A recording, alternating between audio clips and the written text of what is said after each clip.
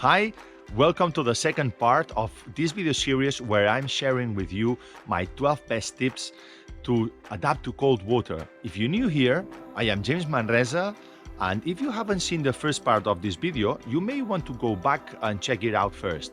In part 1, I shared with you 6 tips plus an extra one, focusing on your beginnings in the wild swims in cold water. So now let's focus on making this a long-lasting pleasure. Let's dive in. Tip number 7, consistency. The human body is a very efficient machine. It will adapt to cold water by actually producing new veins and capillaries in the skin to improve blood circulation. It will also relocate fat in your body to more vulnerable areas so they can be better protected. So in order to make this happen, you need to keep going swimming consistently. So try to go swimming in the cold at least once a week. If you can go twice for better results. If you miss 1 week, don't worry, the body has memory. If you are a user of wetsuits, maybe you want to wait until the end of this video because we'll have a chat about that.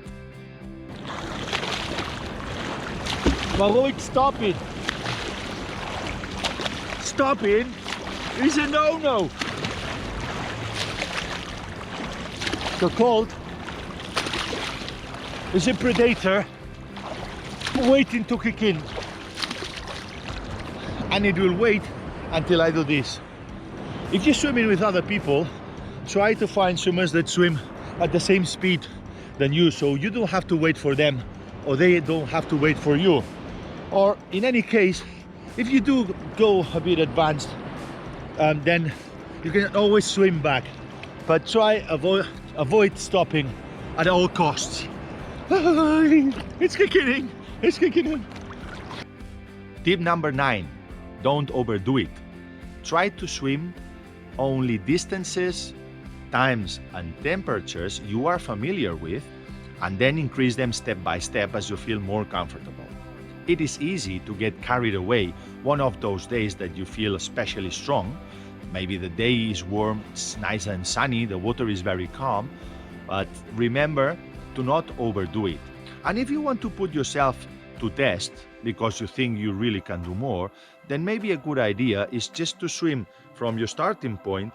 You can go a certain distance and just go back and forth a few times, knowing that if you really get too cold at some point, you are always near your starting point.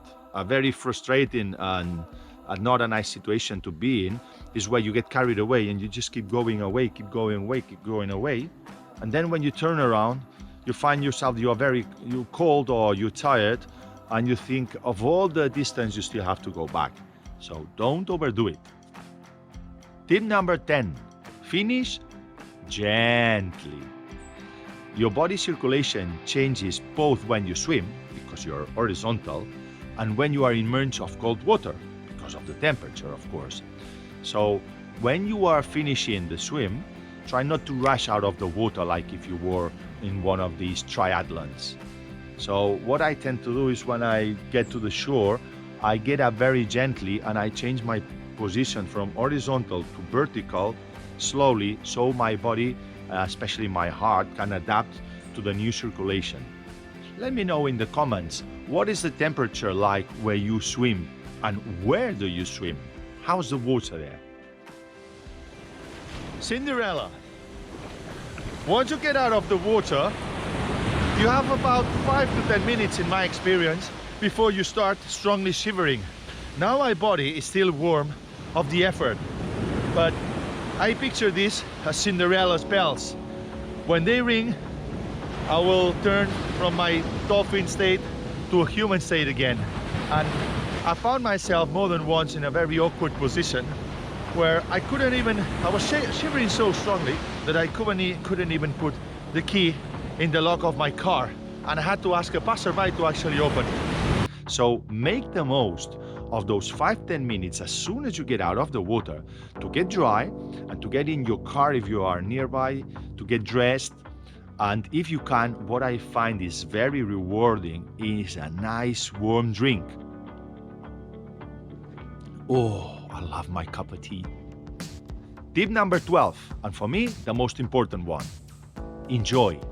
If after a reasonable time of going through these tips, you are not fully enjoying this, don't hesitate to retrace your steps, cut your swim shorter, or ultimately put on a wetsuit.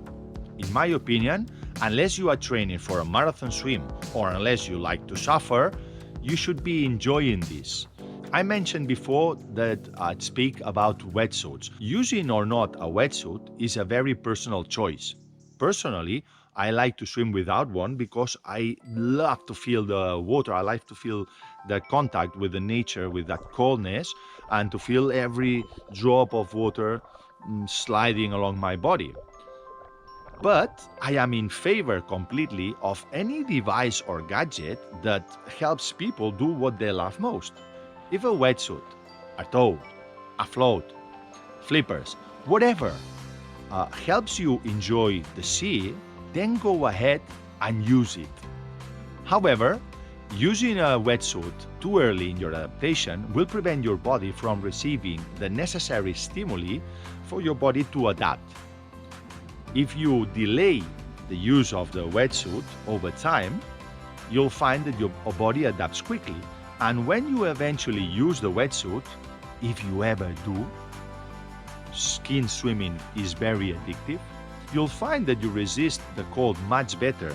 Your exposed parts, such as your head, your hands, and your feet, you'll see that they are less numb, they can resist more, and the whole experience for you will be even more enjoyable. Well, I hope you enjoyed this video series, and whether you are a newbie or you are an expert cold water swimmer, please let me know in the comments below what are your tricks and if any of these tips related to you. Also, if you haven't subscribed yet, maybe you could subscribe for receiving more videos like this and tick the notification bell so you don't miss any of them. I'll see you in the water.